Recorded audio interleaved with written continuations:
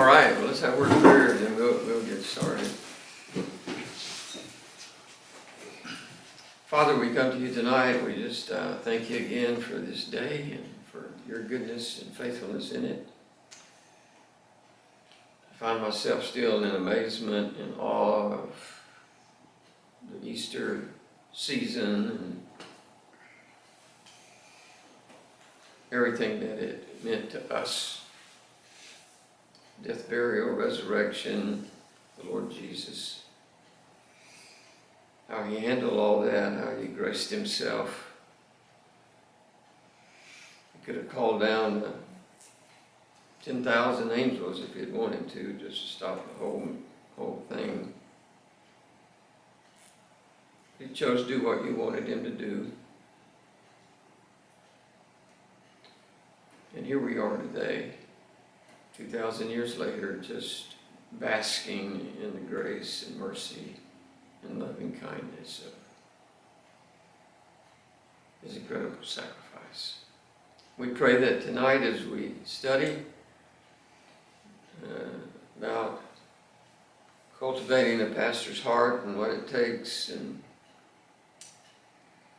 that you would be with us and strengthen us and help us, give us understanding and wisdom and insight. I pray these men be challenged. I pray they'd be challenged. I pray those on the video would be challenged, Lord. To make sure that they're doing what you want them to do, doing it the way you want them to do it, and not be surprised by the difficulties and the troubles that invariably await anybody that's going into the ministry. So we come and we just commit ourselves to you afresh and just pray that your Spirit would just fall on us now. In Jesus' precious name, amen.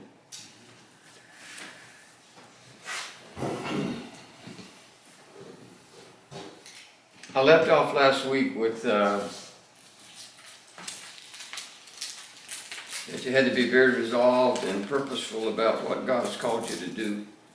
I don't know how it's to say that.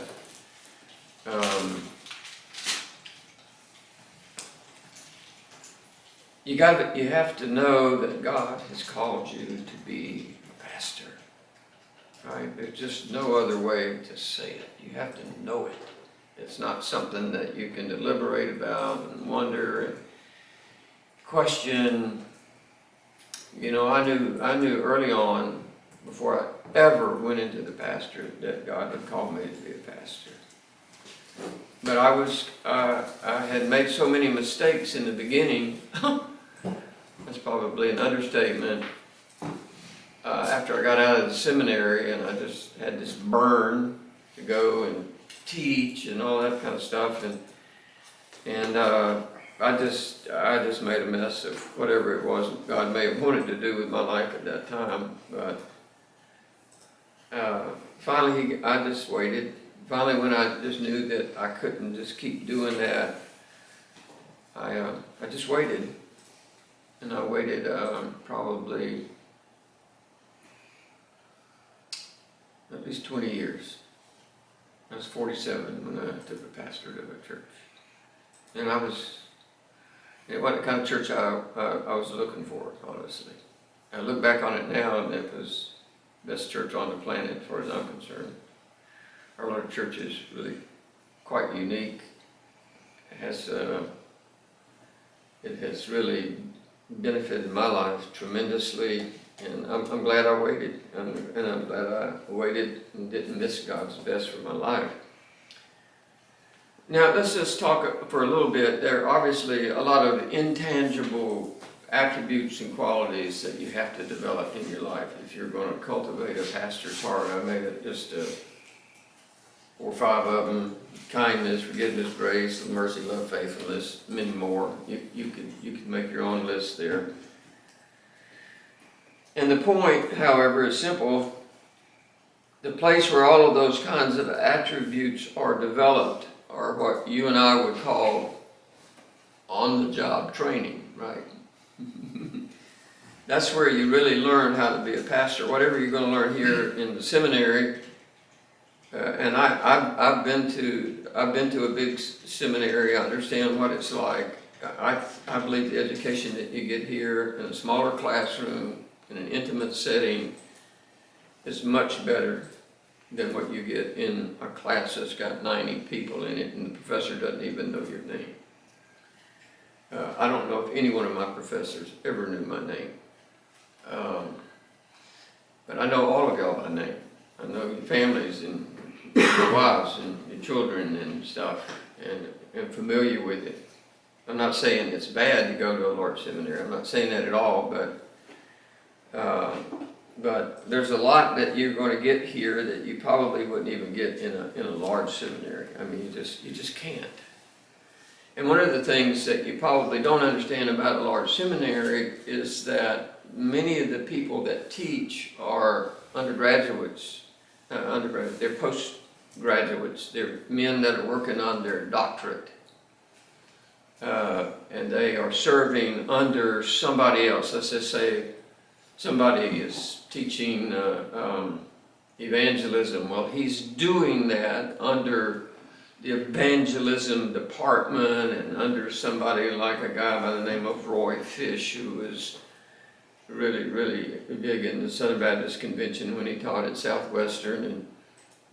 But he had other guys that were doing research for him and grading his papers. Dr. Fish had so many classes, there was no way he could grade papers, so he passed them off to these postgraduate students, and they graded the papers, and then they'd be working on their doctoral dissertation, and generally that's what they were teaching in the classroom. So most of them, I'm going to say it this way, were not pastors that had experience. They simply did not have the experience at that time. That was what was true in my case. So when I talk about on-the-job training, it's being somewhere for an extended period of time and developing what we would call tenure and longevity. That's where you learn the most. That's where you benefit the most. If you up and leave, if you get this mentality that I'm going to go somewhere and if it doesn't work out, I'm going to leave, and then I'm going to go somewhere else and I'm going to leave, you do not need to go into the ministry. I hope by the time we get through with this course and any of the others that I have taught you how to get going into the ministry, if that's the case. This is a mindset. It's a very real mindset that you need to have. In fact, I would say that it can be called ministry suicide not to be willing to do this, just to go somewhere, to take the bumps, right? To take the hits, to take the ups and the downs and the difficult times and the difficult people and all of that, and just stay there and work through it until you have established longevity and tenure. Now, I'm going to tell you that if you are the pastor, the longer that you're there and the more tenure and the more longevity that you have, the greater your influence becomes, especially over the troublemakers, all right? It's very difficult to fight against somebody that's been somewhere for a good period of time, that's been successful and loved by his people, and to have some knothead come in that just wants to stir the pot and wants to kind of control everything. It's very, very difficult to. And I was just thinking, my church, it would be very difficult for somebody to come in and just try to. What's the right term, Chris? To try and just stir up drama. Yeah, stir up drama in our church. It's just not going to happen. You know. I mean, somebody could try, and people have. But the longer tenure that you have, the much more difficult it is, because your people really trust you. They trust you. They appreciate you. They know you've been there for a long time, especially in a small church like mine, where I'm not there for the money. Just trust me, I'm not there for the money. The money is not, it's just not in a small church out in the country, I mean, if that was the only job your family had, you'd probably have a tough time making a living. So cultivating the pastor's heart is very far-reaching. At times, the work of the ministry can be as extremely rewarding as you can possibly imagine. I'll never forget the day that Chris came to the Lord.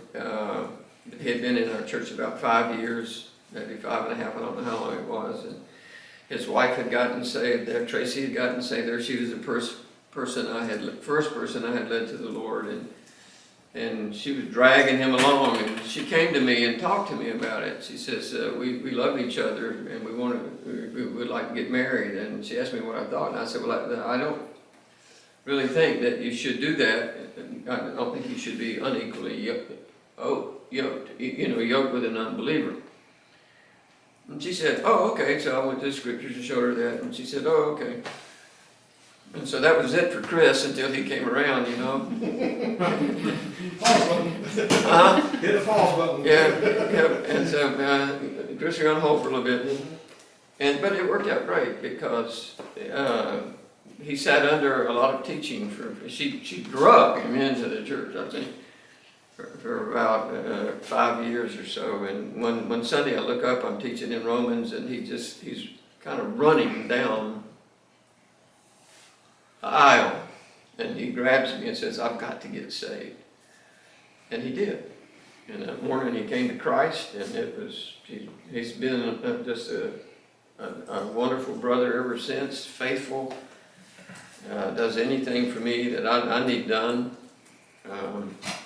Makes me want to cry all over. Huh? Do what? It makes me want to cry. Yeah, it was quite an emotional service, I have to admit that. It was emotional for all of us because we all loved Chris. He was a great guy at the time. He was just lost. But then there are other times when the ministry can be a complete nightmare. Just a nightmare. And I think the nightmarish part of it comes from being too young and too immature and too quick to pull the triggers and too quick to leave and all of those kind of things, and just not knowing how to work through the difficulty that you are going to have in the ministry. I've emphasized that over and over and over and over, so I'm sure you're tired of me hearing that. And so there's this broad spectrum of ministry possibilities, but you have to have, I call it, this is not original to me, but I've heard it called that you have to have a fixed, let me get it right, a fixed growth mindset. And I think that's very, very important. Is that you see that what you're doing is that you want to be growing. And you have to have a mindset that that's what God's going to do when I'm here. I'm going to grow, and I have to be fixed about that, and I can't just run from every problem that comes along. I have to have a fixed growth mindset. I would say that the ministry is not for the faint of heart, and that the lessons that you need to learn, whatever those lessons are, everybody is different, and so everybody is going to have lessons that you have to learn that they're not going to be learned easily, and they're not going to be learned quickly. It's not like God's just going to push a button and in a week you learn your lesson. It might take years, in my mind, to learn certain lessons and how to handle certain people in certain really difficult situations that come about. They're always, I'll never forget, I had one family that came to my church, and they didn't come long, they came about a month and a half. And there was about 4, 5, 6 of them that came. They sat there in the row right in front of Chris and Tracy, if they got there before they did. And they sat here like this the whole time. And there was just something about me they didn't like. I don't know. I can't tell you what it was. I didn't really know them. At that time, I was doing a lot of teaching on. I was teaching to something, and It dealt with some really strong issues in the Christian life, and I could tell that they were uncomfortable because they weren't really committed to Christ, you know. And in my mind, I had no confidence that they were saved, and they didn't like it. But in the graveyard, right outside the door, they had all kinds of family members there, and one of them was a young lady that had overdosed. She's probably got the nicest graveyard. I mean, tombstone out there, you know, it's got all the little curly things on it and stuff. And she had overdosed, and I think that one day I said something. I didn't have that little girl in mind at all. I hated that she had overdosed, and because I know her family loved her and stuff, and but I think they just thought I must have been talking about her or something, and that really stirred their pot. You know, they completely misinterpreted, misapplied everything that I had said. They heard what they wanted to hear. They interpreted it how they wanted to hear it, right?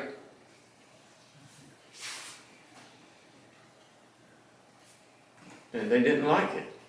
And so when they come to church, they bring that kind of spirit with them. It just, and it affects everybody there. I mean, if you went to church to preach this Sunday and everybody there was mad, I mean, you know it, and everybody else knows it. Sometimes it can just be one person in a small church. It can just be one person that is a troublemaker in a service that is just annoying.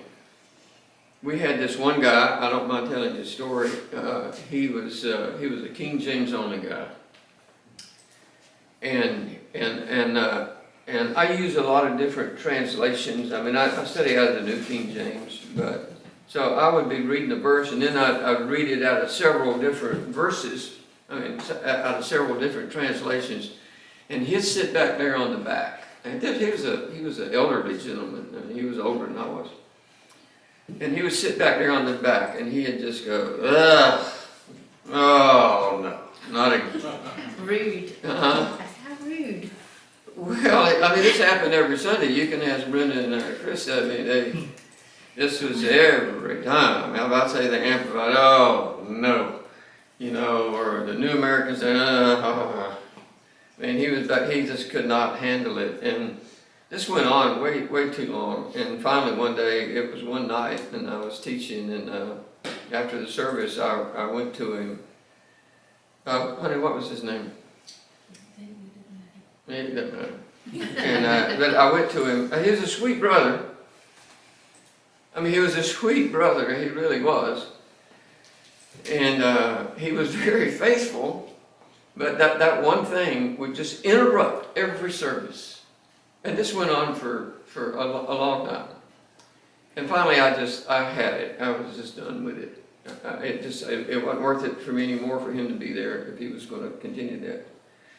And so after the service, I went up to him and I had words with him. And I told him, I said, look, I don't want to ever hear that again in this service. If it is, I'm going to ask you to leave publicly in the service, and I'm not going to let you come back into this church. Do you understand? And it made an impression on him, and he came back and he never said anything else. And Did he just not realize he was vocalizing his thoughts? Was he trying to have everybody know? We had talks about it before, but it didn't seem to matter until I had to take. You know, he was older than me. I wasn't trying to be rude. But you can't just go on interrupting a service the whole time. And I just told him, I said, look, either if you don't stop, you're not coming into this church anymore. And I'll have somebody escort you out. If it's not me, it'll be somebody else. And we'll be done. And I don't want you to come here if you're going to keep interrupting me like you are. Right? You believe what you want to. I'm going to use these other translations. Either get used to it or go to a King James only church.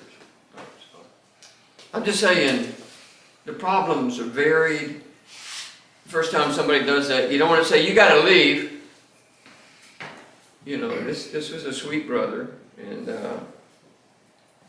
he was in an automobile wreck at the Ford place out there, unfortunately, and that was sort of what took him down. So there are lessons that you need to learn, and they'll not be learned quickly or just because you love God or a nice person. Understand what I just said? It's not just because you feel called into the ministry and you're a really nice person and you tell everybody that you love God. God's not going to let you off the hook. You got to do on-the-job training. Everybody's got to do on-the-job training. You'll always have enemies that you have no control over.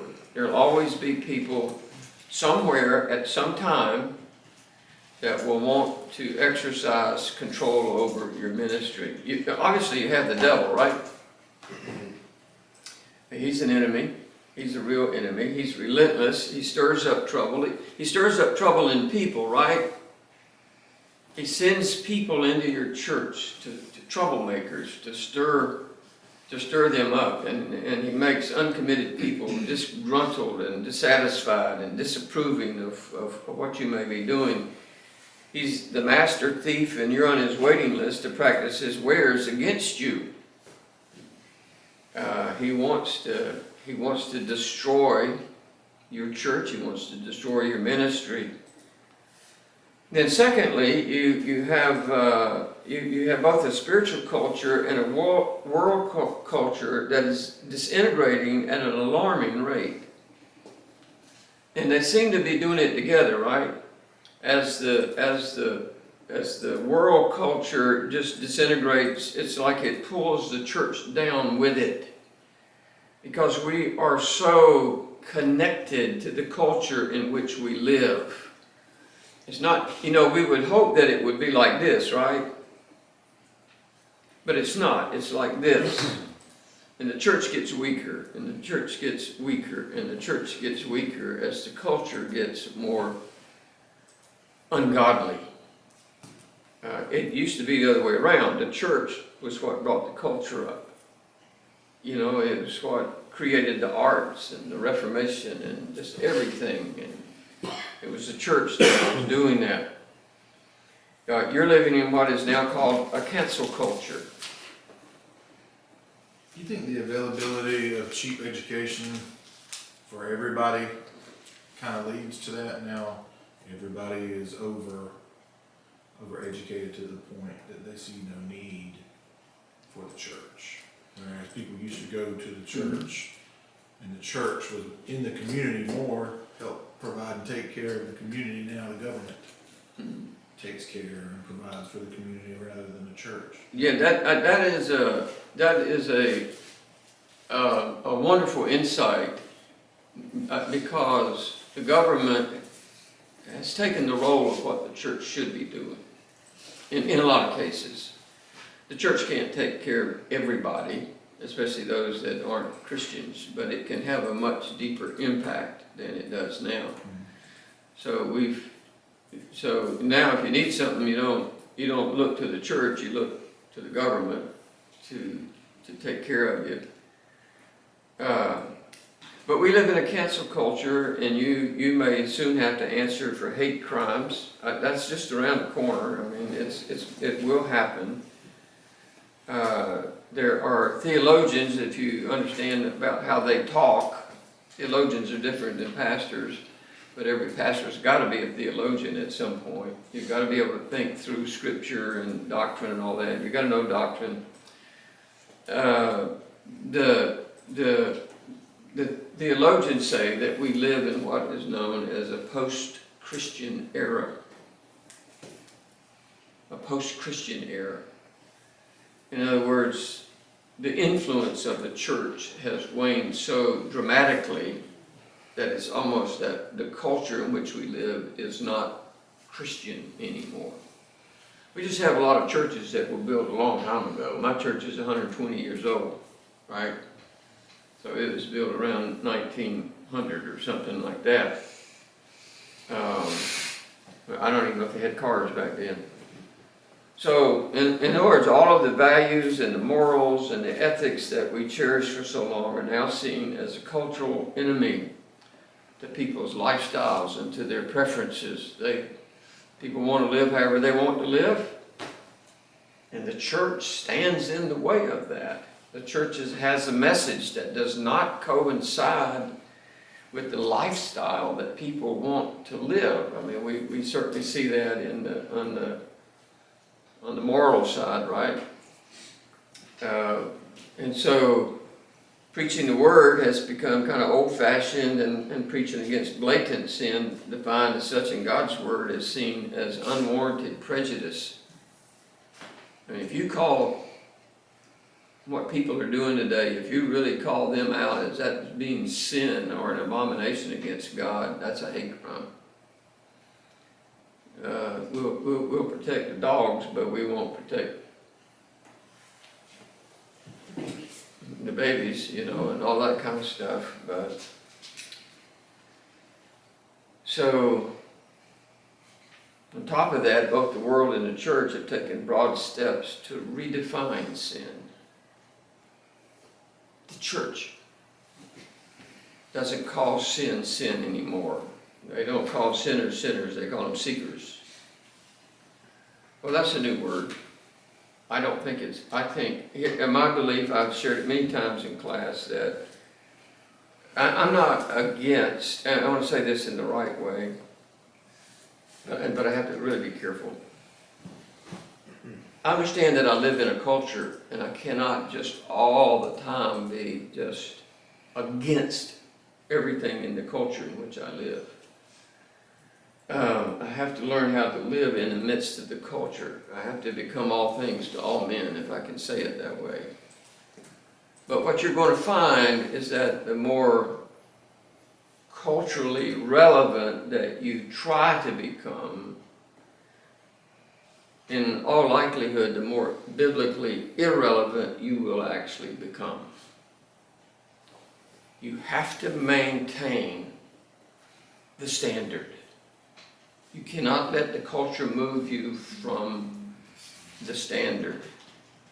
I have a diagram that I've used in other courses about revival and what revival is, and how the church has I'll draw it up here, how the church has, this is the plumb bob, we'll just say that's God's standard, and over time the church has just constantly been moved by the culture and other things, so that the plumb line is over here somewhere.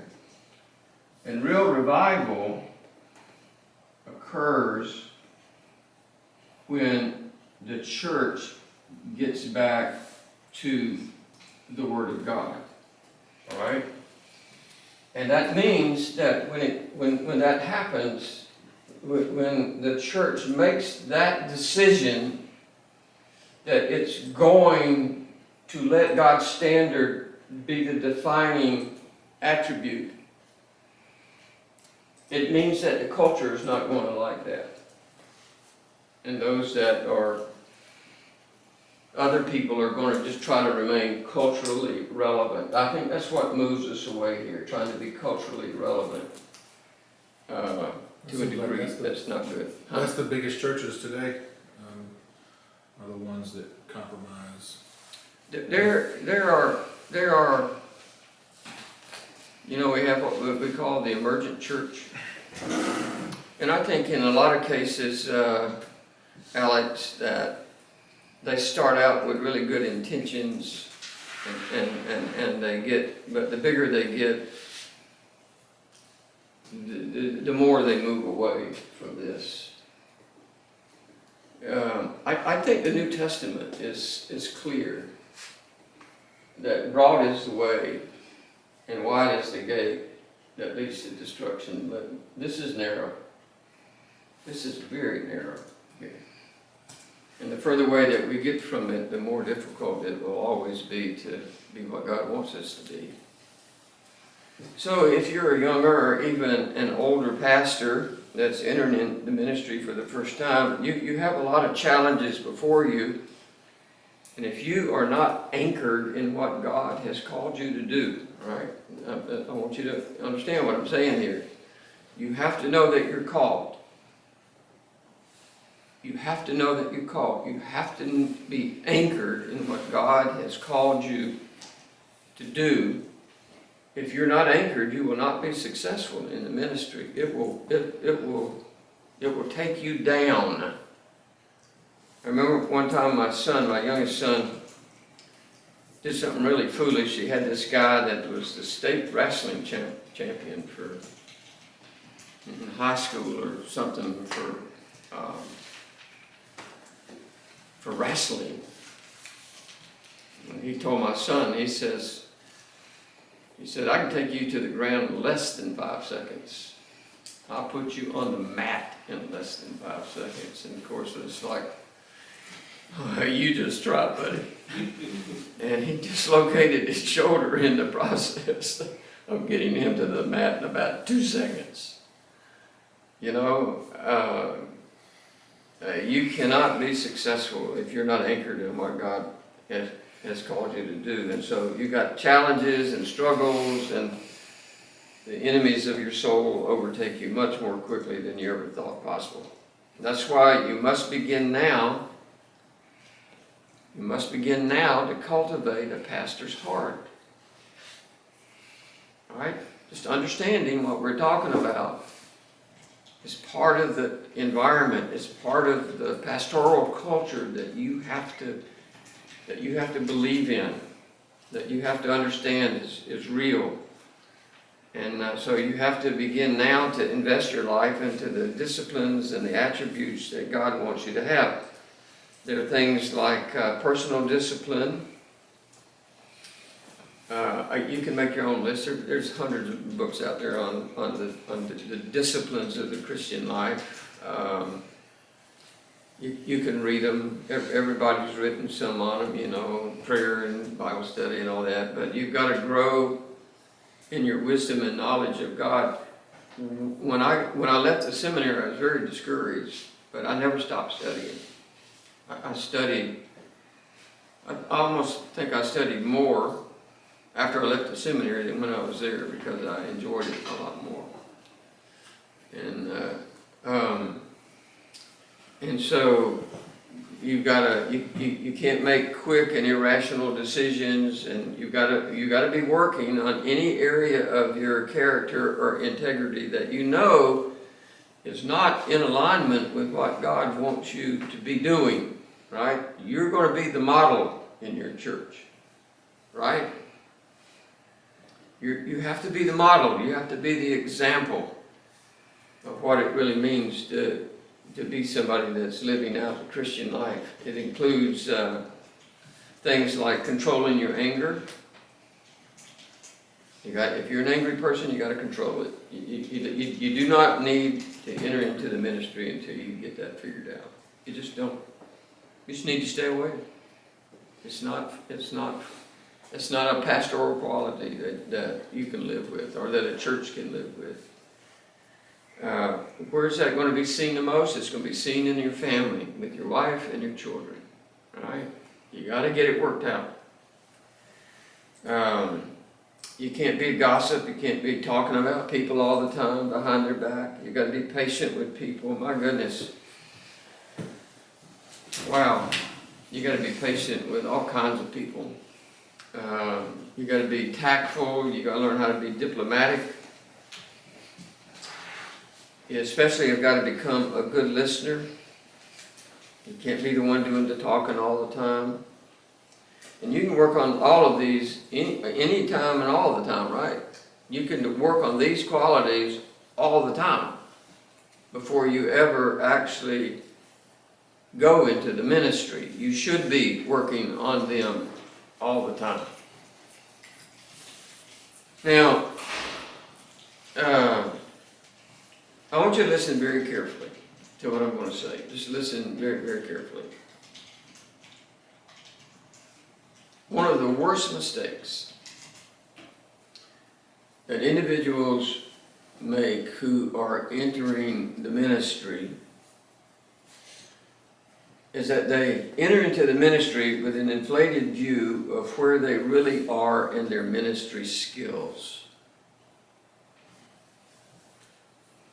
I'll say that again. One of the worst mistakes that men that are going into the ministry are going to make is that they have an inflated view of their own personal ministry skills. They may be a good teacher at the time that they enter, but they don't have any other ministry skills. They don't have any people skills. You can have a great educational start. You can be well trained. You can have good teachers, good mentors in your life that are sort of helping you along the way. You can love the Lord with all your heart and have great expectations. But until you actually enter into the ministry, there's no way for you to be able to know, to fully expect what's going to actually take place once you enter into the ministry. On a full-time basis, in a church, where you're in charge, where you're the man, where the buck kind of stops here. Where you got to preach 2 or 3 times a week, all that kind of stuff. You can know how to study for your messages properly. You can understand difficult doctrines. You can take all kinds of doctrines. You can understand the rules of hermeneutics. You can parse verbs until you're blue in the face. You can have multiple ministry giftings. You can have courses on counseling. But when you package all of those together, what they are going to do, I think, is that they're going to give you sort of a skewed picture of what the ministry is. The ministry is not a doctrine. The ministry is not a counseling session. The ministry is not parsing a verb. The ministry is people. People are very difficult sometimes to deal with. They're challenging. Parsing a verb is not a challenge to me. I can do it with my eyes closed, you know. And I did go look up the word apo, and it does, in many cases, mean before. For those that were in the second class last week. So, there's nothing wrong with any of those things that I just mentioned. And the more of those kinds of elements that you can acquire in your life before you begin the ministry will certainly not hurt you. Everybody listen. Okay, I'm trying to make this very, very practical for you. You've got all these things. You love the Lord, you got a good education, you got good mentors, you got great expectations, you know how to study, you understand difficult doctrines, you're gifted in some areas. You've had a lot of courses, and they're not going to hurt you unless they tend to make you think that you are fully prepared and equipped to push that mystical button called enter the ministry. That little button that you got to push one day that says, okay, I want to take my first church. I'm going to enter the ministry, and I've had some courses down at Covington. And I understand about hermeneutics now and the rules of interpretation and all of that. But good luck. Good luck.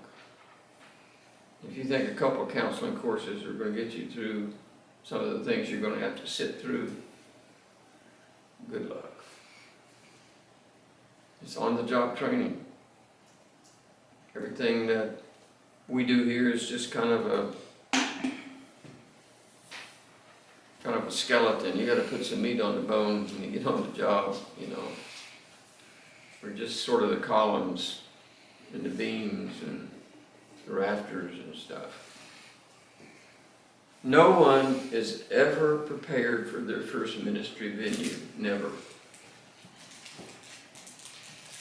The seminary cannot prepare you for your first ministry venue. I can't. All I can do is help you kind of navigate through it when you get there. That's the only way I can tell you. The classroom can give you a certain level of understanding and appreciation for what may await you, but until you have to get into a setting where you are face to face with real live flesh and blood. Right? Real people that are angry, obstinate, people that are ugly, people that are unforgiving, people that are demeaning, people that are against you, people that are trying to hurt you and undermine your ministry until you get into that setting.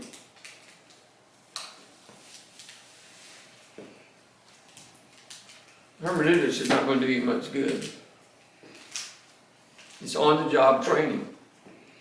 I cannot duplicate that in a classroom. There's nothing I can tell you in a classroom that's going to duplicate ugly people. I could come in here and get really ugly with you every week and talk to you in a demeaning way and call you all kinds of names and tell you what rotten students you are and give you all your faults and tell you all of that. And we just do that for 16 weeks if you want me to.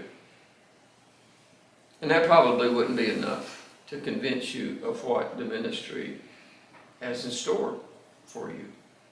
Nobody, no, you know, I teach this, I mean, there are people that will not believe me. They will not believe what I'm telling them.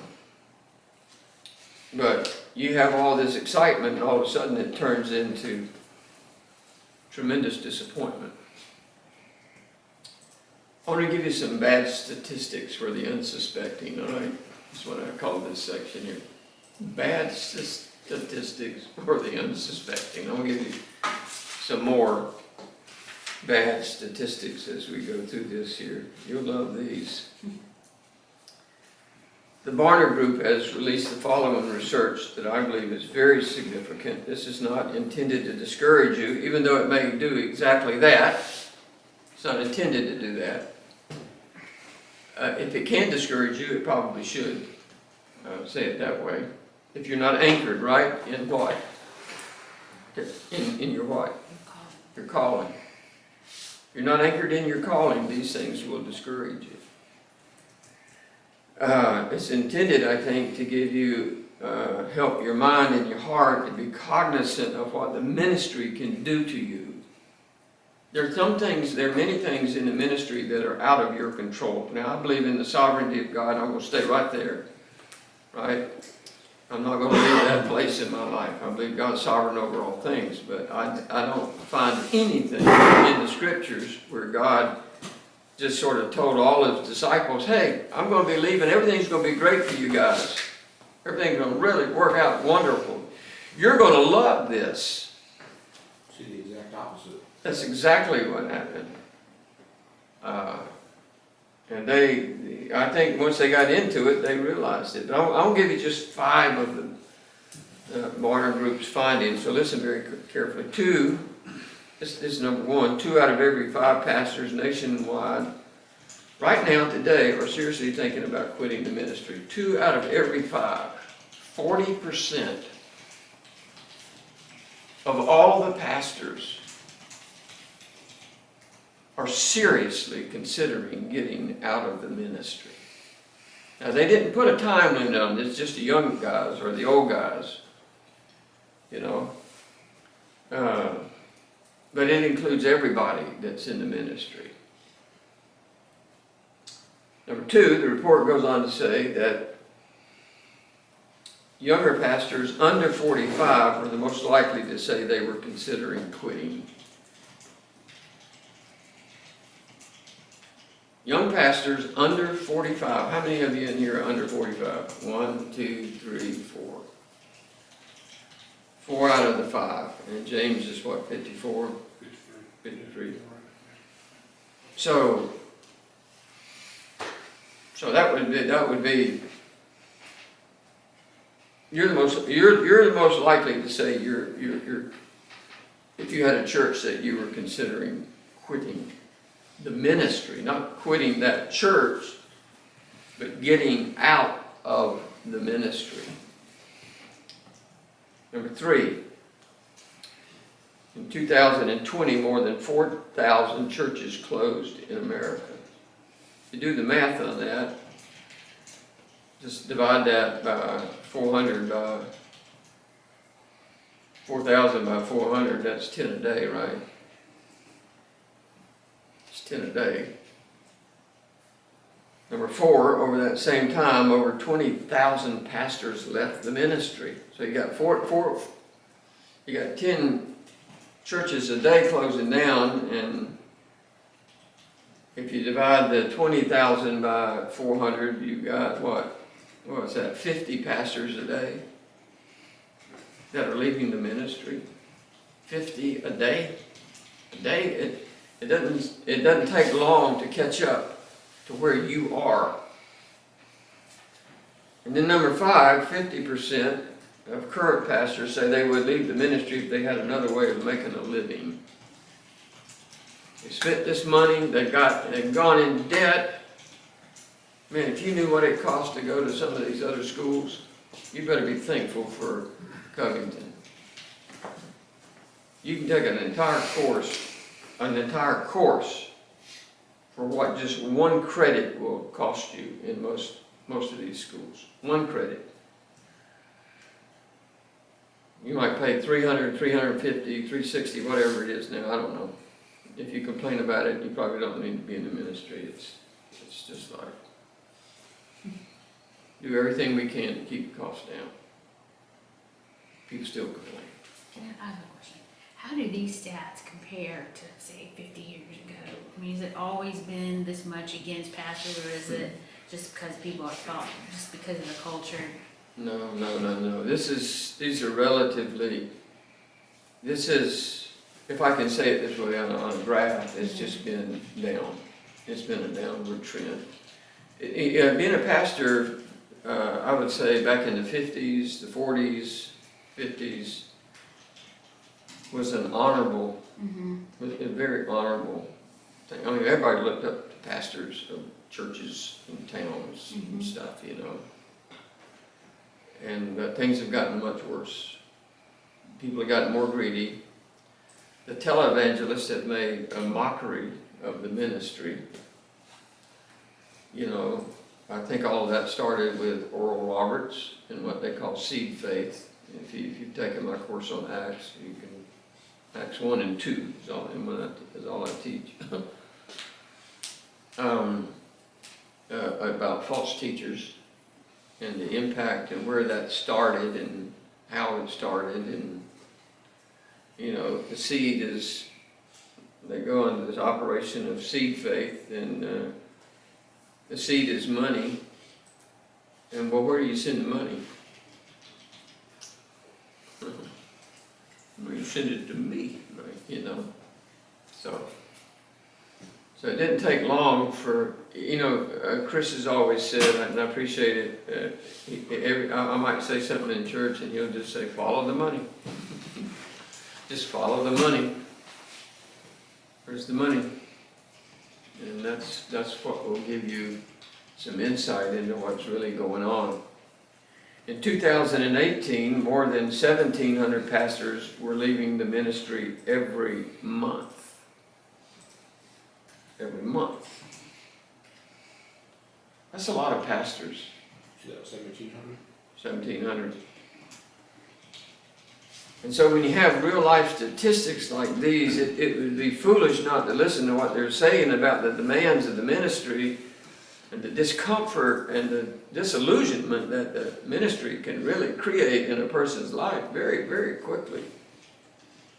I'm telling you, listen, I've been teaching seminary courses for a long time. I never had a course anything like this when I was in the seminary. Nothing. Not even close. You could take a course on pastoral ministry and it would tell you how to do a funeral and how to do a wedding and, you know, how to counsel with some people and that kind of stuff. They never talked about this kind of nonsense that everybody is literally confronted with in their ministry today. And I think in many cases the level of discouragement that these demands create on somebody in the ministry is actually very overwhelming. And the worst part about it is that it has it has the ability to it has the ability to overtake your family as well. I'm looking for a term where they just get they get pulled into this vortex of disillusionment and discouragement and hurt and pain, and where they get caught right up into it, and it creates a great deal of tension in families. I would guess that the best way to even describe what we're addressing is to say that young, first-time pastors and really need to be prepared as much as possible rather than being confused and unexpectedly surprised. We have a saying in our church, we've said it for years and years and years, you want to be prepared, not surprised, right? So when I was in the seminary, I did not have one single course to mention anything that I'm discussing. Now, I want you to think for a moment of all of the different elements that can derail someone in the ministry. I'm going to tell you what I think my number one culprit is. You can make your own list, all right? I don't just get all this out of a book. This is stuff that I sit down, I meditate about what I'm going to write on and stuff. But for me, the number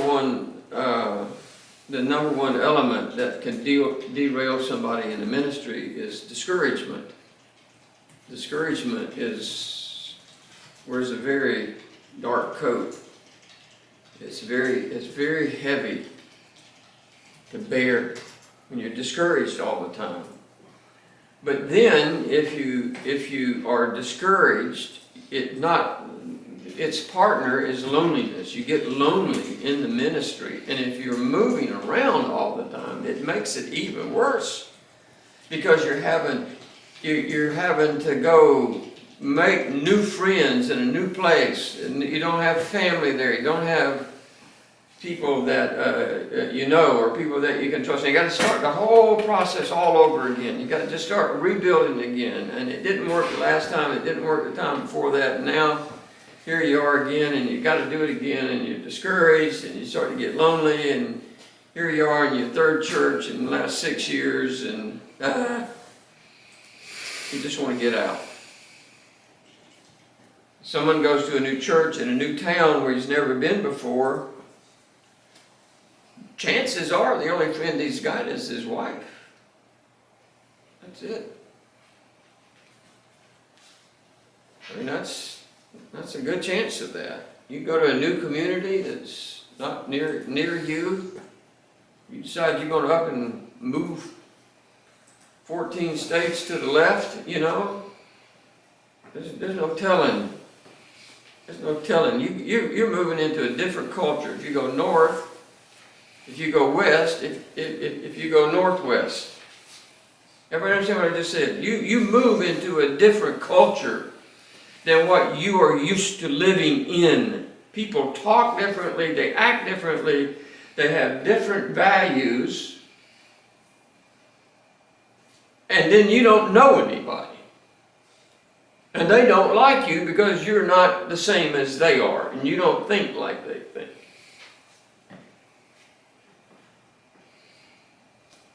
So you leave your familiar surroundings, you leave your family ties, your church ties, your friends, you move to a new place, and for the most part you don't know anyone.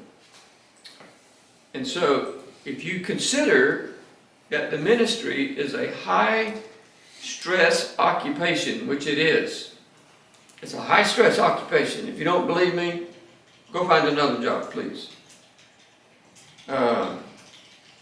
The loneliness that the ministry can create while battling all the issues and the problems and the difficult people that most churches have can become overwhelming.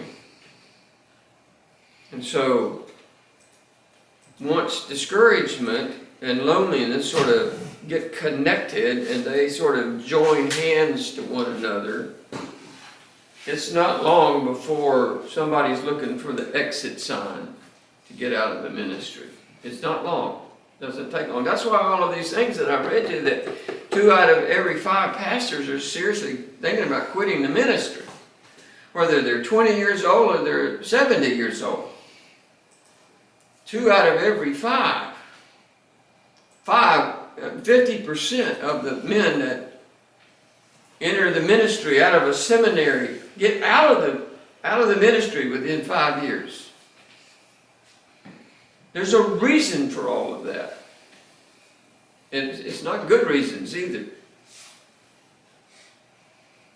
Proverbs chapter 13, verse 12 says that hope deferred makes the heart sick. You go in, you got all these expectations, they're high. You're expecting this out of the ministry, and the ministry doesn't provide it for you, and the next thing you know, you hit the eject button like in the Top Gun, you know, and they got to get out of the plane real quick, and they hit the seat button, and off they go. Leaving this place. It seems like the numbers, if you look at it from a numbers standpoint, there can't be, unless there is, that many people coming out of Bible college going into the ministry. It seems like the number would be far greater of people leaving. So how is there several years of, 20,000 people leaving? Well, Over a certain amount let me of give you years, how does the ministry even survive? It doesn't look good for the church, even for the people that want to be in the ministry, that are dedicated to it.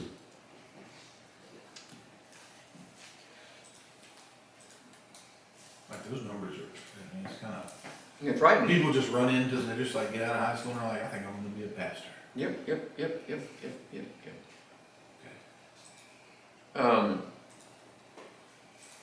I would say that I've been with Covington for a long time, probably about 17, 18 years, at least, maybe more. And I've been to every graduation that we've had. You had before, hello. Every one that we've ever had. Hey, Gordon. Hey, how are you, buddy? Good to see you. And the number of graduates that we had, we used to graduate easily every year, 300 students.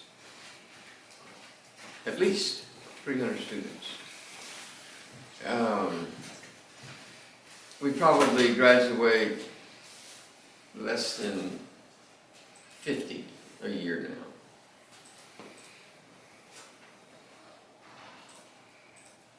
People just don't want to go into the ministry anymore. So there's this real. It's a decline. That's all I can tell you. I don't even know how to say that. It's just a decline. The culture moves everything away from God.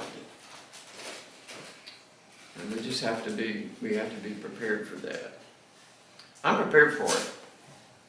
I don't mean that arrogantly, and I want you to be prepared for it. That's why we have this course, right? I don't want you to be surprised. I want to say, yep. I remember you're telling me all that. I remember everything that he's telling me now, and this is coming true. He's like a prophet. So, I'm not a prophet or the son of a prophet, but I can read the statistics. And if you don't listen to the statistics, these are real numbers. I worked for an architectural firm, and I got out of it. I've been with it for 19 years. To help start the firm. We had several partners that we brought on. We had 2 other guys that we brought on. And over the years, the company, the architecture firm, how can I say this? They were good architects, but they didn't know how to make good business decisions. And so, one day, so I got out. I sold, not the right word. There wasn't anything to sell. I got out as a partner. I didn't want to be a partner anymore. And eventually I went to work at this Riverside. And I love them. I love the guys that were my partners. They were great guys. I mean, they were Christians. They loved the Lord and all that kind of stuff. But they didn't know how to make good decisions. And so one day they decided, hey, we need to find out where we are financially. And so they hired an accountant that came in and did a detailed analysis of their business. Anybody want to know what the accountant told them? Not good. It said, you're bankrupt. You are bankrupt. And you don't have a revenue stream that's strong enough to pay back your debt. You're just going to keep going into debt. You hired too many people. You got too many offices. You got too much equipment. You got too many cars. You got too much insurance. You got too many buildings that you're paying for, and now on top of that, you're doing development projects over here. You are bankrupt. You need to shut your business down, right? And they didn't even know it. They kind of suspected it, but they didn't know it. They'd have to go borrow more money, all that kind of stuff. So you got discouragement, you got loneliness. Then there are areas like financial pressures, which are very often very prevalent in smaller churches. I pastor a smaller church. We do not have a lot of income. We do not have a big income stream.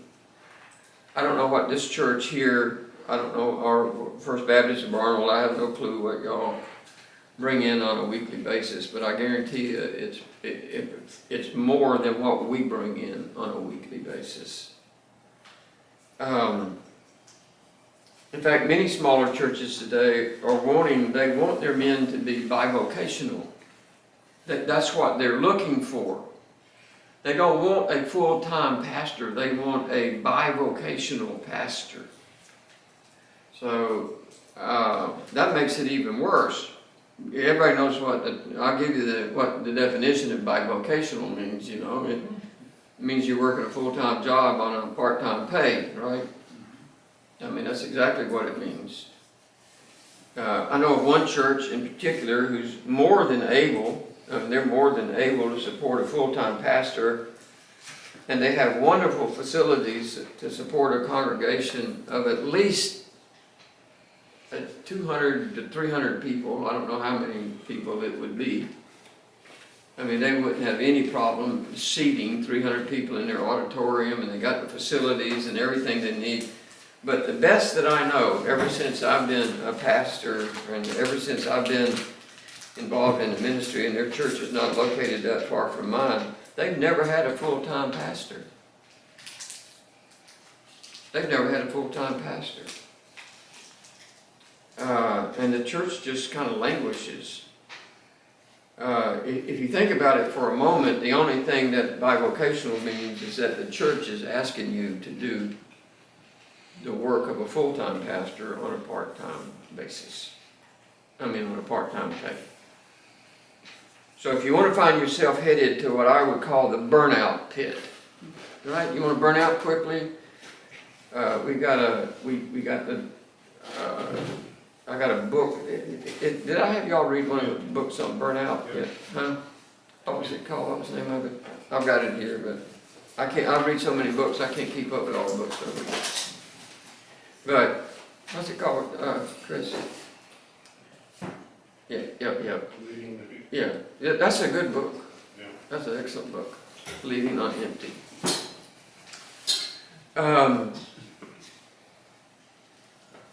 This is the best place to begin, what we would call the starting line for leaving the ministry early. The problem with the smaller church that has always been smaller is that they're that way for a reason. I have a small church, so I'm talking to myself, right?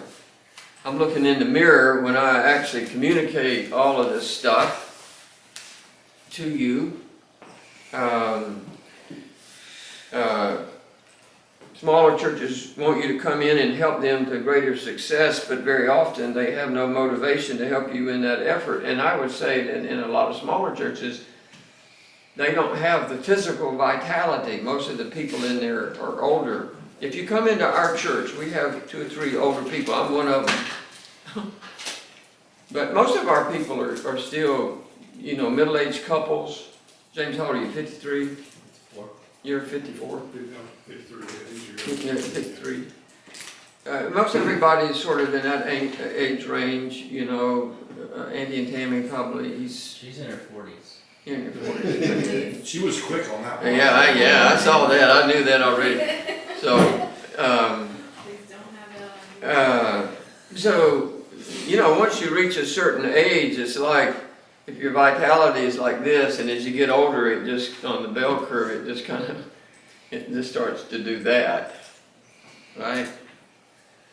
And you get sicker, and you get cancer, and all that kind of nonsense, and it just doesn't, a lot of times these people don't have any motivation to help you in that effort. You can't even get anybody to cut the grass. Some of the smaller churches. We had guys in our church that the only way they would cut the grass years and years and years ago is that we had to pay them. We had to buy the lawnmower, we had to buy the trailer, we had to buy the gas, and we had to pay them to cut the grass.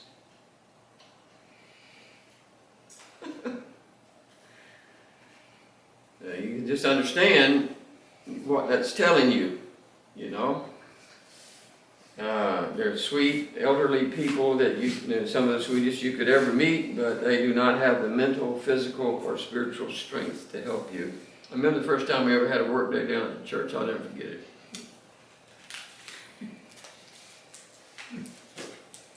I have guys that are in their upper 80s, and they're up here painting the trim on up at the top of the wall, the crown mold that goes up there. And this one guy, Ernest, you remember Ernest? He's up there like this, painting the trim, and his hand is just shaking. And he could do this whole wall in about 6 hours. just like that. And then we had to kind of just run everybody out and say, "Stop, you ought to go home." So Brenda and I could stay all there all night long and start painting again and repaint everything. So being young and eager to help the church grow and be successful, you begin to pour every ounce of energy and effort into the ministries you possibly can. But the small church is not actually willing to help you in that effort. You have to appreciate what I'm telling you. You have a lot of small churches in Romania.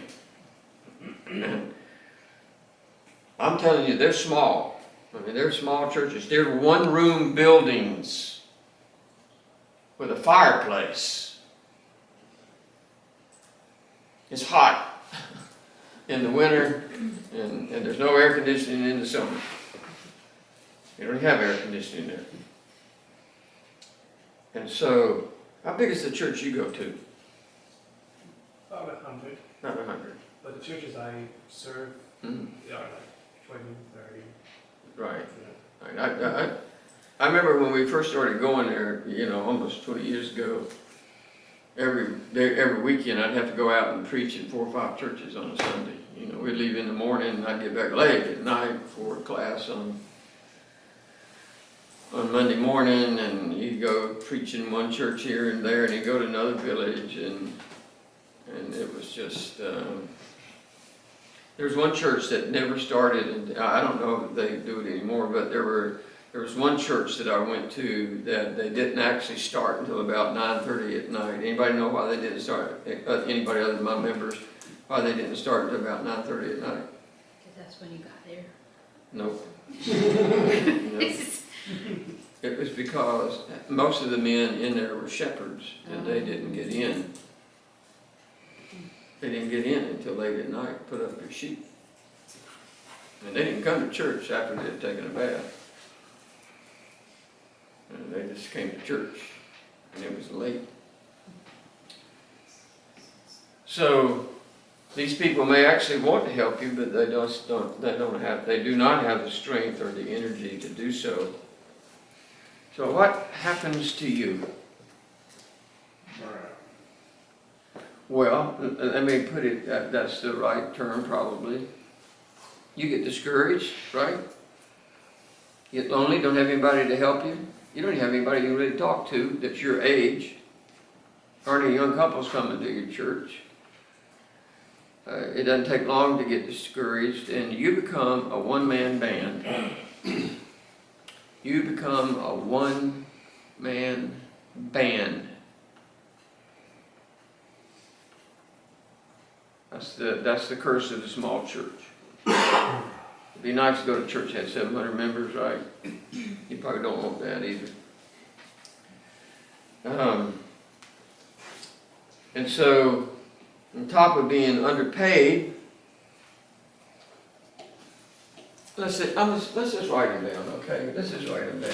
You are discouraged.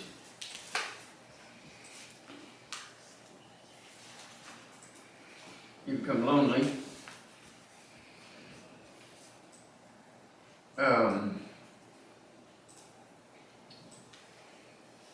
You're a one-man band. Probably the financial pressure. Yeah, that we talked about that one. You are under financial pressure. Yeah, nothing changes in my life. Every job that I've had, every career, and my dad said it to me a couple weeks back, and I didn't think anything of it. Everything that I've done in my life, I have been underpaid and underappreciated. Mm-hmm. In everything, military, law enforcement. Well, you got good training for the ministry. You're right on target right here. You're way ahead of everybody else. I mean, I had good jobs, and I was deeply appreciated on the jobs I worked.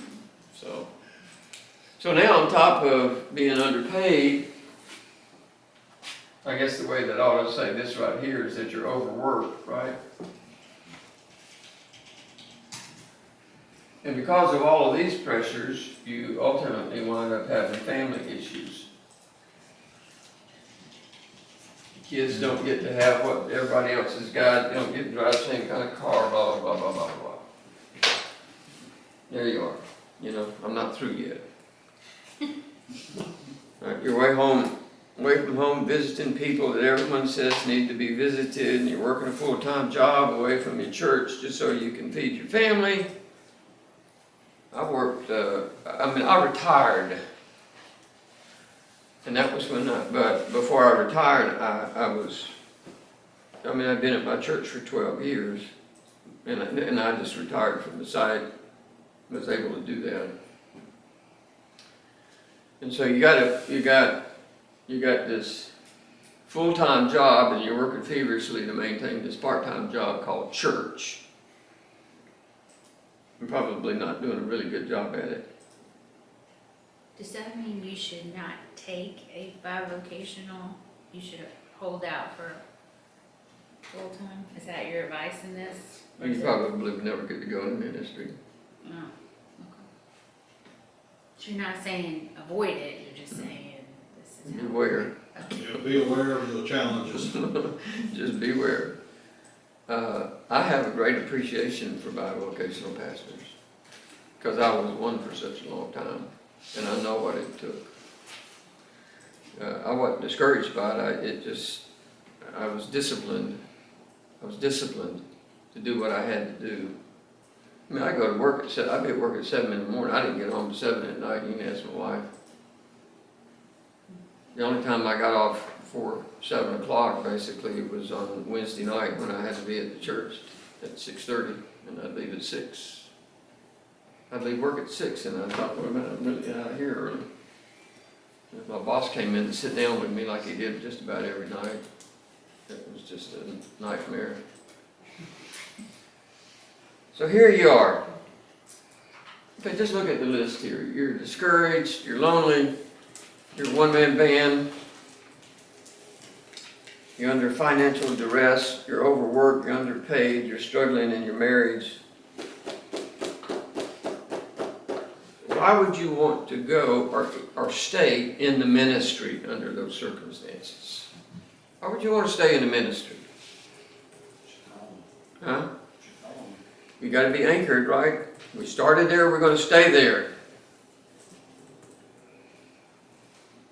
We started there, we're going to stay there. You have to be anchored.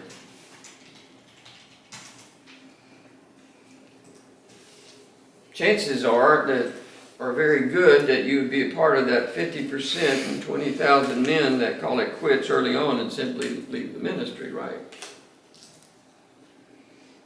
Within about 5 years. Now this scenario that I'm developing here is very real, and I think that you must take it seriously. I'm here to discourage you and encourage you at the same time. I'm telling you, you can do it, you should do it if you've been called. But I'm not telling you it doesn't have its challenges. It has more challenges than you have anticipated up to this point. This is not some distorted, twisted view of the ministry. I've not skewed any of the numbers and the statistics that I've given you over several of these studies, and I've got more to go in this study. I don't know if we'll get to them tonight. I've not skewed any of these numbers. I've gone out and done the research to validate that what people are saying is accurate. I've done my homework, and it's accurate.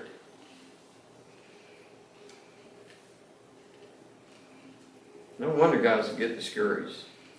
I'm not creating unrealistic drama for you before you ever get into ministry. This is life in the ministry lane for many pastors, so you have to be very, very conscious of what awaits you when you finally cruise up to the front door of your church for the first time and hit the enter the ministry button. It's there on the front door. You gotta at least be thinking. You gotta put your brain in gear, if I can say it that way, about what you can do to not just be another statistic and another ministry dropout. And I would say that let's just say we could divide. I'm just going to say that we could actually divide. I'll use another color here just to be cute. That's not going to work. But let's just say that you were. That may not work either. Let's just say we divided it down the middle and we split it, and it was 50-50. And these are the ones that are leaving. And these here are the ones that are staying. And I can assure you that a large percentage of those that are staying are still not satisfied. If that many people are dropping out of the ministry, literally right after school, within 5 years of the seminary, if they're dropping out like flies, you can be assured that some of them are just staying in here because they don't know what else to do. They've racked up debt. I was talking to the associational missionary that they don't call them that anymore. I don't know what they call them. Direct remission. Huh? Direct remission. Yeah. No, they don't call him that in Aiken anymore. They call it something else. But anyway, he's a really great guy. Really, really wonderful brother. I love him to death. He's the best we've had in a long time, or maybe forever. And but he considered taking his wife and his family and moving them to Southeastern to go to school to further his education for 3 years. And he did all the math. He did everything that he had to do to figure out what he could do. And at the end of it, even with his wife working and him going to school full time, he said, at the end of 3 years, I'm going to be $90,000 in debt. And I'm going to take a job that will never allow me to pay that off at any reasonable time. He said, we decided not to. Just can't afford it. I can't afford to go get an education for a low-paying job. So would you agree that if the church has the expectations of somebody having not just a degree, but a higher degree, it should fall on the church as the burden to pay for the degree, for the education of the pastor? Here's what I think. Okay, this is my opinion. And that's a great question. I think if you're serious about your calling and your church is going to know that you're serious about it, then they should help pay for it. Whether you stay there or don't stay there, all right? But today, the options are there's so many more options than there were 50 years ago when they didn't even have computers. Right? You can take online courses. Chris, you're taking 2 online courses right now at the same time? One, I finished one and started another. Okay. Besides these 2. So he's taking 2 courses at the same time. He's taking this one and the next one tonight, and then he was taking an online course. How long did it take you to finish that one? Did it in 3 months, but that was over the holidays too. Yeah, okay. And this will be done in another month. Okay, so that you've been in it, it'd take you about 2 months. Yeah. My courses, if we talk to Yorit, the guys in my Romanian classes, they take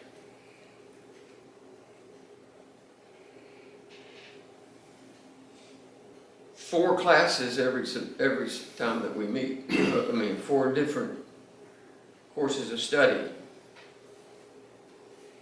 We have a morning session and an afternoon session.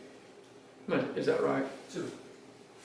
No, we take 2. We take 2. Gotcha. Yeah. We take one from 8 to 1, or then from 2 to 7, or whatever it is. But they go 4 times a year. You go twice. They go 4 times a year, so they get 8 courses every year. Some of you here are only going to get 2 courses a year, and then wonder why you're going to get discouraged and drop out before it's too long. But until you get motivated, I'm preaching a little bit here. Before you get motivated to take courses and to get your education over with, you're not going to make it. It takes too long. If you take 2 courses a year, if you take 2 a year, 2 per year, my understanding is it will take you 16 years. Is that right? That's 32. That's 32 courses 32 hours. times.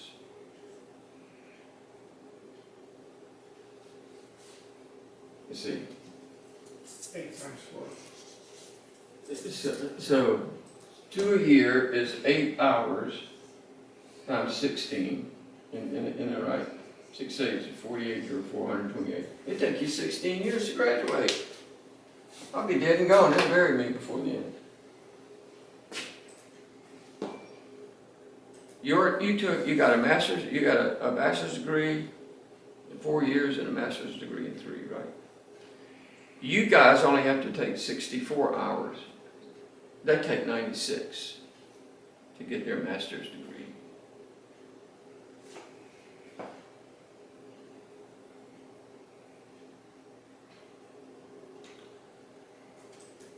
I'm preaching to the choir, right? You'll get discouraged before you get out of school. And what you'll do is you'll stop your education and go to a church. And you'll be totally unprepared. Mentally, emotionally, spiritually.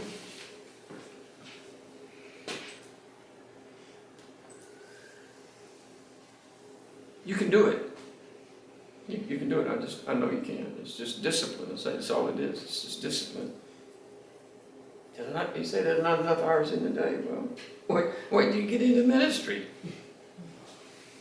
All the things that you have to do. How many times do you think I had to teach when I first took my church? Every week. I had a full-time job. How many times do you think I had to teach every week? I had to teach 4 times a week. I had to teach 4 times a week.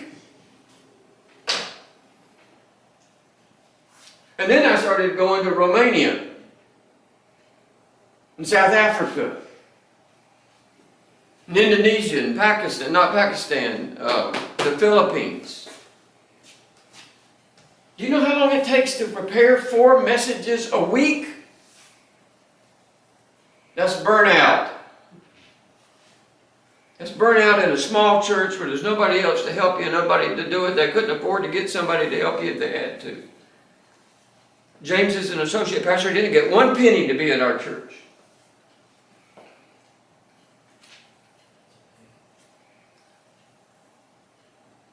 He doesn't get paid 1 dime other than the fact we pay for your education, which is not a lot of money.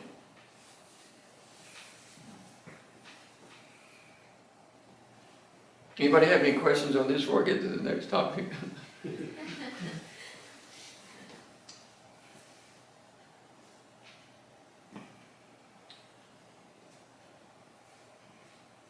It's absolutely imperative, it's critically important that you know that you have been called by God into the ministry. It's absolutely imperative. Don't waste your time, don't waste your family's time until you get that settled in your own mind as to what God really wants you to be doing with your life. Nothing will cause you to burn out and flame out in a very short period of time more than not to be sure about your calling. You can't just have an aha moment riding down the road one day.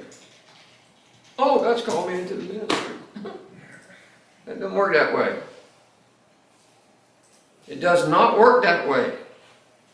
Your calling has to be confirmed by God, but it has to also be confirmed by others. It has to be confirmed by your wife. It needs to be confirmed by your pastor. It needs to be confirmed by your church.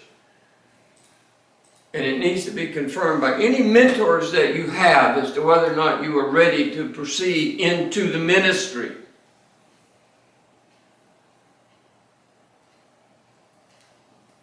If any of them are honest with you and you do not believe that you're ready for the ministry, and they do not believe you're ready for the ministry, then it would do you well to listen to them.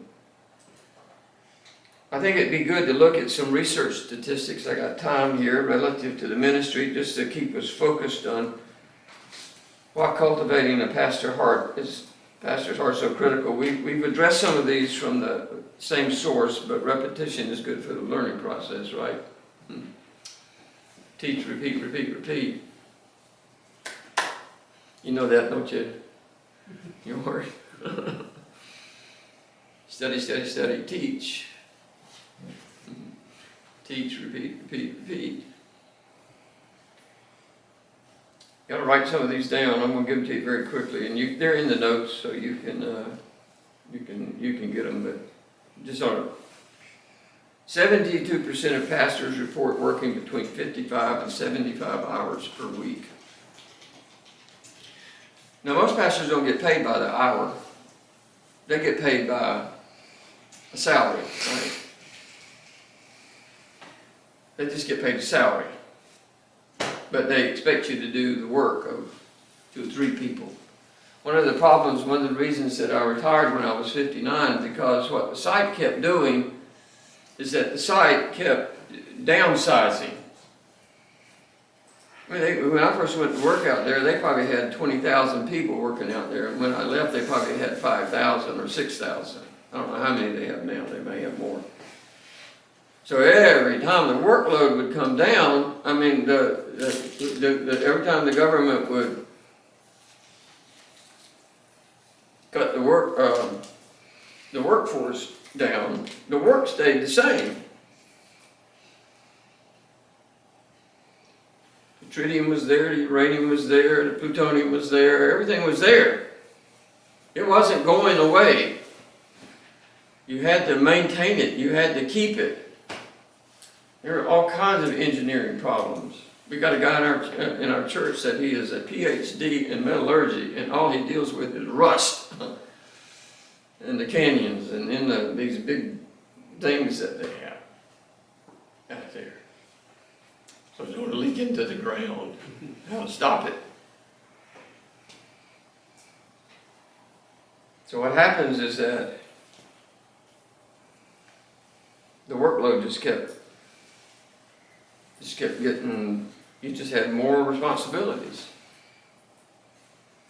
They put you on salary, so you get paid by the hour. I never got paid by the hour. They just expect you to work all the time. They give you a job and expect you to get it done.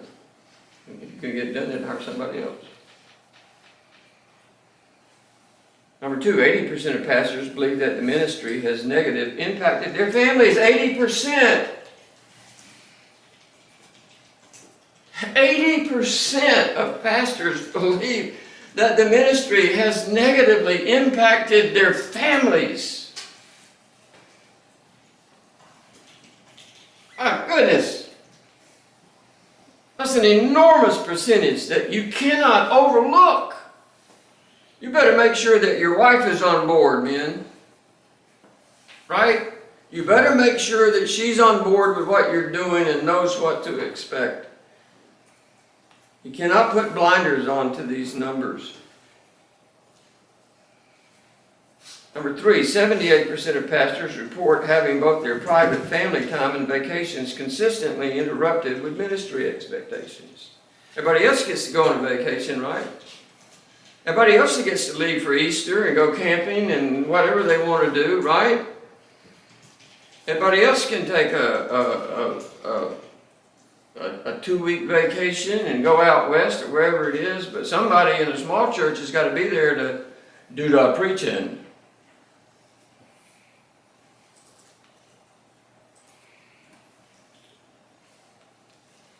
Number four, 24% of pastors' families actually resent the church and its effect on their family. 24%. Don't even want to go to church. Kids don't want to go to church.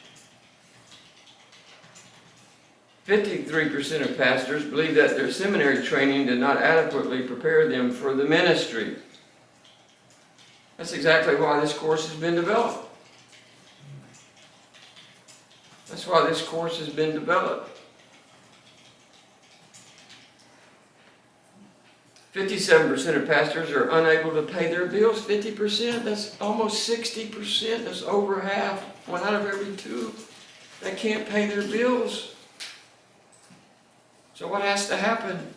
They either have to get another job or their wife has to go to work. What if you got young kids, young children? What if you want to homeschool them in this day and age?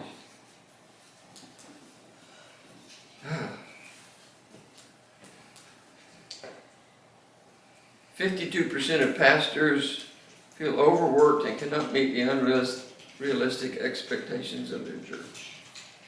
That's half, 1 out of every 2. You're overworked. Because I can't meet the expectations of my church.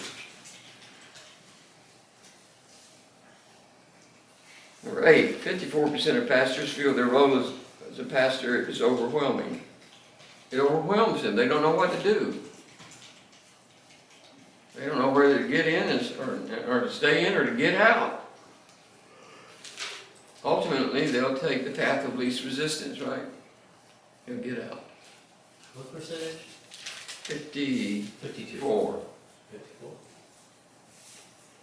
35% of pastors battle depression. That's a high number. That is a really, really high number. 35%. I'd like to come in every Sunday and your pastor is depressed. He's depressed.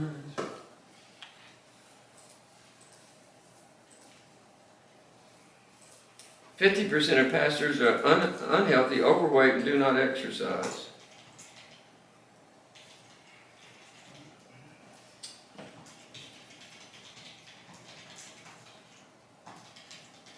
%71 of churches have no plans for providing a regular sabbatical for their pastor. Haven't even considered it. Probably don't even know what the word sabbatical means.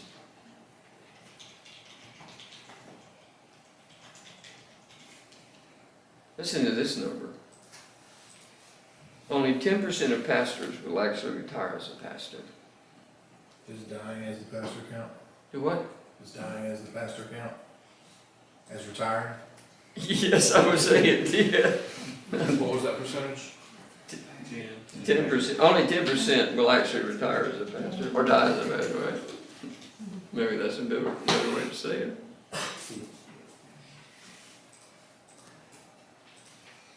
You know, all I can say is, wow, what do you think about statistics like this? Depressing, Huh? depressing. It is depressing. Better be serious about it. This is not make-believe. I'm not making anything up. How does this compare to like other countries? Everything you're talking is US focused, right? How is it in other? I mean, If you go to, let's just say you go to Romania. Romania is probably, what, 75% Greek Orthodox? At least. Yeah, It might be 80, 90%. 90% Greek Orthodox. So the Baptist church is only probably 5%, and you got the Pentecostal, there may be a 5% or 4% or whatever it is, and the Pentecostals probably are there. It's a little bit different culture. It's just a completely different culture. It's hard to compare apples to apples. We're comparing apples to oranges here. So this is what happens in America. This is where we live. And this is what we were founded on, are these principles that we aren't holding up anymore. The church used to be a respected institution. Now it's a target. You know,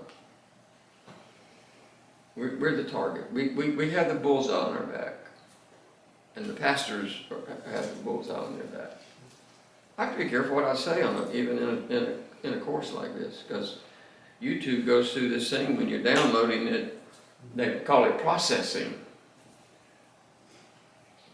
and they have it takes two things that they're doing, and they're going through and they're listening for certain words that process what you're saying. I have to be really careful because they'll just shut it down. Some topics I could lose my job over. Yeah.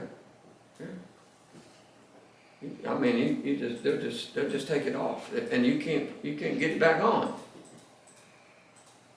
So I have to be a little careful. I don't even like using the acronyms. I just say, well, you guys know what I'm talking about, and then you ladies know what I'm talking about. So how do you respond to this kind of research and statistics, especially when you consider that most of the men who started down the ministry road did so with great enthusiasm, they had all kinds of expectations, and they were very sincere. They had great sincerity about the ministry and what they wanted to do. It all sounds good at first glance, but when you look over your shoulder and you see all the disappointments and you see the hurts and you see the discouragement and you see the loneliness and you see the financial pressure and being overworked and all the family issues that kind of invade the ministry and what it can create in people's lives, why would anybody ever want to go into the ministry?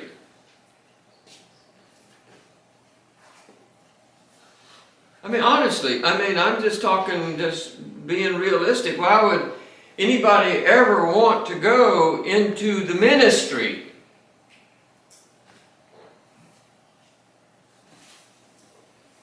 There's only one really valid critical reason. It's because God has called you into this thing we call the ministry. That's the only reason I'm into ministry. I'm not into ministry for money, I can tell you that right now.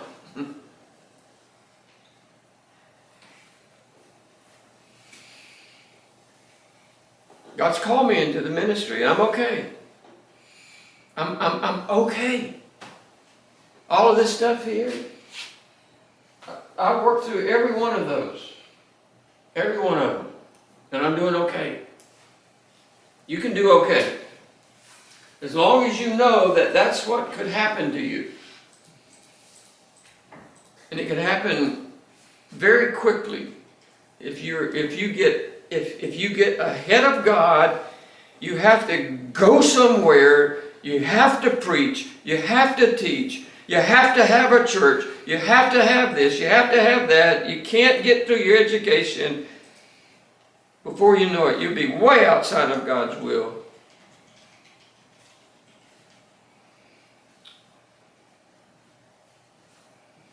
I'm not trying to keep you in school. I don't feel like you could be in the ministry without some form of continued education. I think it would be, I don't know how you continue, your job is to teach and to mentor people as the pastor. And if you're not continuously learning, how can you continue to teach others? You know, people that God has put under you. Let me put a bug in your ear, okay? Let me put what I think you have to be, right? What you have to be, what Chris has to be, what everybody in here has to be, what Jeremy has to be, what all of us in this room that are pastors have to be, right? You have to be a self-feeder.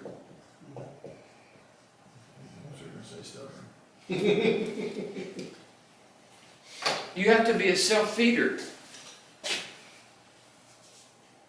I order books almost every week. You can ask his wife, but she writes the bill for him. My church pays for my books. I put 3 in there last night, last night, and I got something from the Christian book distributors today. Say, hey, you still got some things in there. You need to go ahead and, you want to order these today? And I'm just constantly reading. I'm educating myself on every topic that I can find. I read people that I don't like. That's the hardest part, is reading the people that don't agree with you. Reading some charismatic mania guy that is just off the wall. I'm going to read them. I'm going to find out what they believe and what they're saying. All right? The Andy Stanleys of the world. Got the big mega churches. Man, he's taken a dive. You know, he might have started out good, but it just went like that.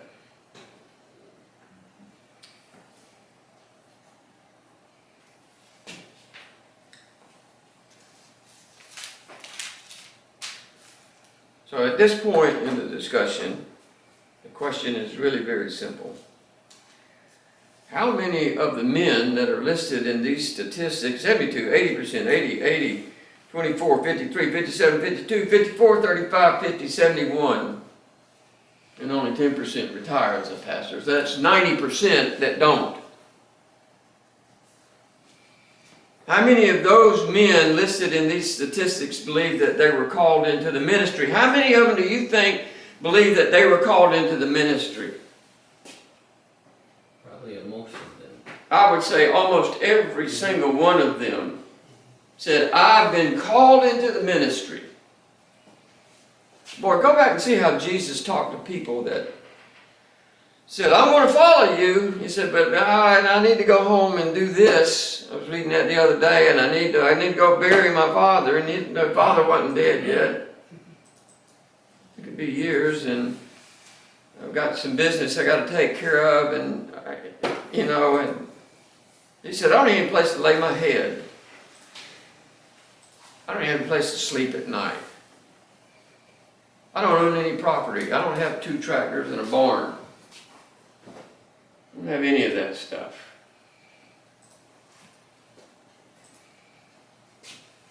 I would say that the vast majority of them felt that they were, but the statistics do not bear that out.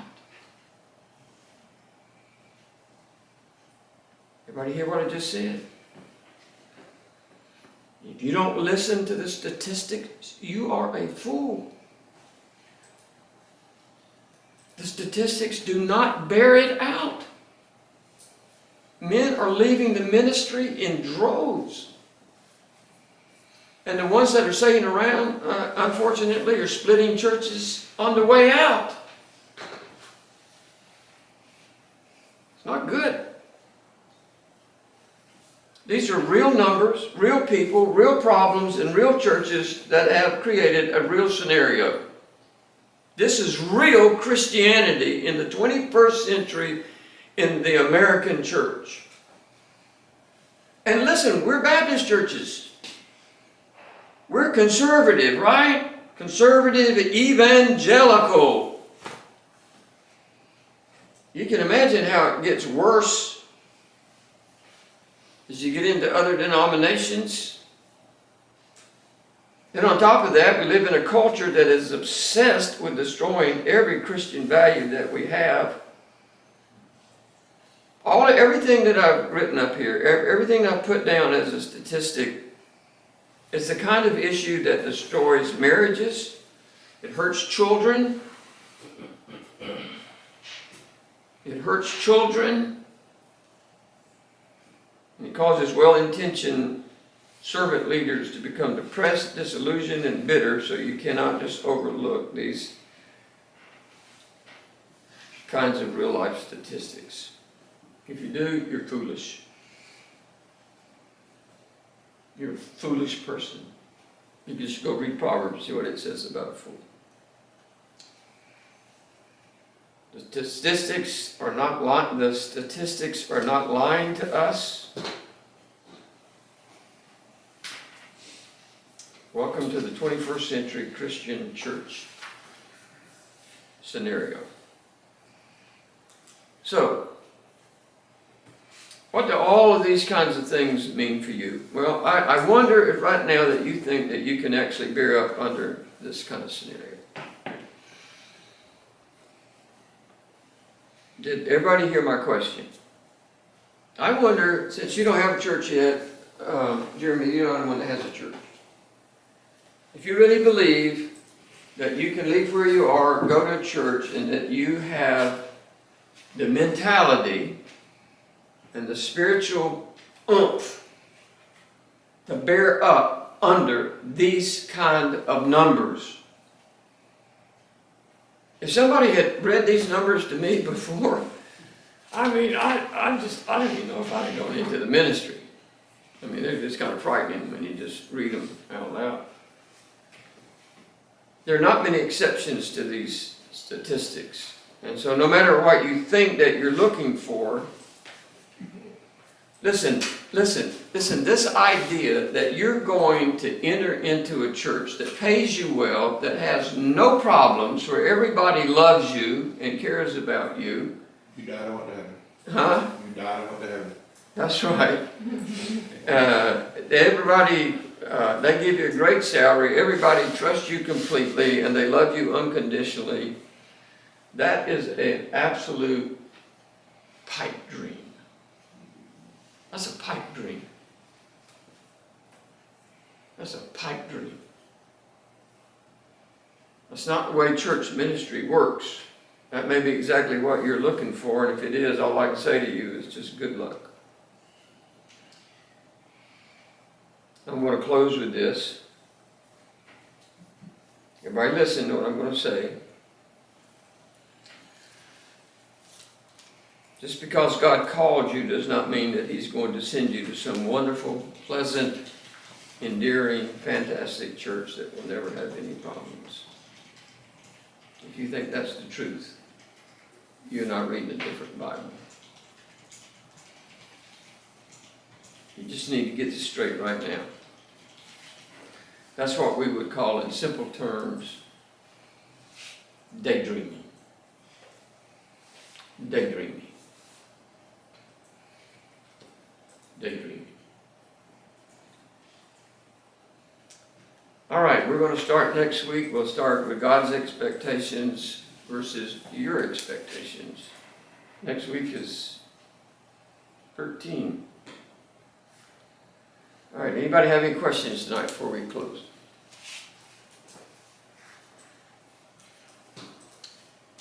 Are you completely confused?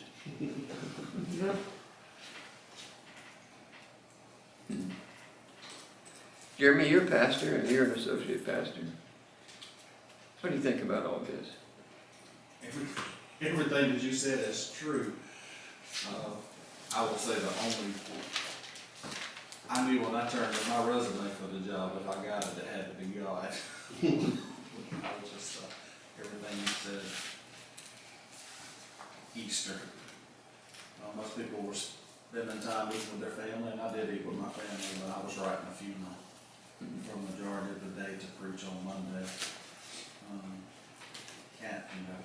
Canceling, different issues of divorce, a nasty divorce with church members, and the man's wanting me to write an affidavit, and the wife has seeked me and my wife for counseling, and I said, I'm not doing it, and he's yelling and angry at me, and my pastor had counseled someone yesterday that was fixing to commit suicide, and this is all in Little Barn. So, I mean, that's just been in the 3 days. The last 3 days. Last 3 days. That's right. Hallelujah. So everything you say is on spot. I am so thankful that God placed me as an associate pastor, so I could be training and learning from my pastor, because I would have never dreamed of some of the things that we deal with here and see. I don't think most pastors ever dreamed that they would deal with some of the things that they see. All right, well, let's close. I'll close for us. We'll be dismissed. Father, we just thank you again for the reality of what it means to be called in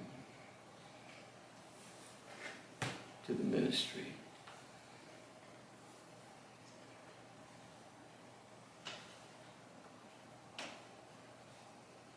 When I look at your life, Lord Jesus, when I look at the disciples, what happened to them the day they began their ministry, it wasn't a week later they thrown them in jail, beating them, singing in prison, hated.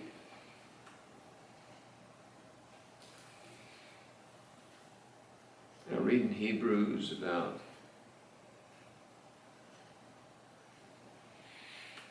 all of the things that happened to those people, the ugly things that happened to them. It's just,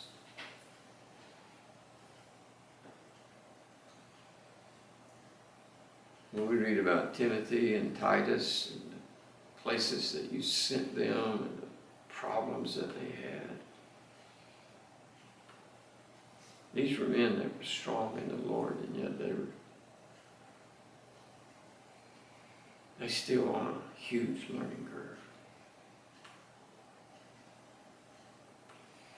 And here we are in America where everything, Lord, just seems so easy. Fast food, quick money, quick loans. Whatever we want, we can get.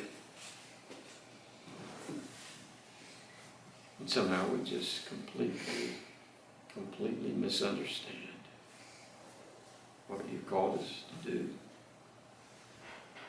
what you've called us to become. Lord, we reach out to you tonight and pray that you not let us leave this place without some kind of work being done in our heart. Something strategic, something real, something beyond just words, something that is supernatural, something that delves into the soul and the spirit and divides it and crushes it if need be.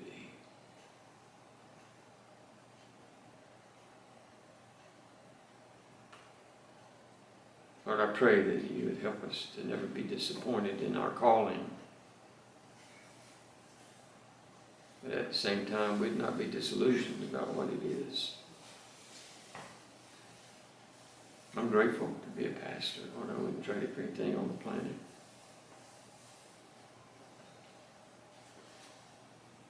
And I pray that these men, Lord, be anchored in their calling. We love you deeply, and we commit this time, this week to you now, in Jesus' name.